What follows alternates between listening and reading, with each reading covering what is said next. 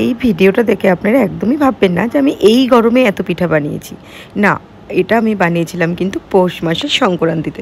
এবার আপনারা ভাবতেই পারেন আমি এতদিন পরে কেন ভিডিও পোস্ট করছি। মকর সংক্রান্তির দুদিন আগে আমার অ্যাক্সিডেন্ট হয়ে গিয়েছিল, যার ফলে আমার হাতে লিগামেন্ট ছিঁড়ে গিয়েছিল আর আমি কিছুই করতে পারিনি। কিন্তু আমি যে কথা বলতে পারছিলাম, সেই কারণে নেহাকে বলে দেওয়াতে ও এত সুন্দর করে গুছিয়ে সব পিঠে রান্না করলো, বানালো আর কি, যা আমি ভাবতেও পারিনি। আর ছোটনও যখন এখানে ছিল, ছোটন পিঠেগুলো বানিয়ে দিচ্ছিল, ও বানিয়েছে, অনেকটি পিঠে বানিয়েছে, আবার ফের রাতের সবজিও কিন্তু রান্না করেছে। আর নেহা সব কিছু গুছিয়ে এত সুন্দর করে পিঠে বানিয়ে দেবে, এটা সত্যি আমার কাছে কিন্তু অভাবনীয় ছিল।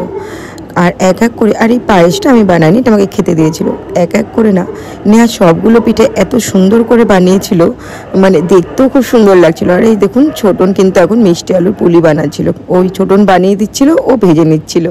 আর এটা ছিল মিষ্টি আলুর পুরি ফাইনাল লুক। আমি কিন্তু সত্যি একটুকু করতে পারিনি। আর দেখুন কত সুন্দর দেখতে লাগছে।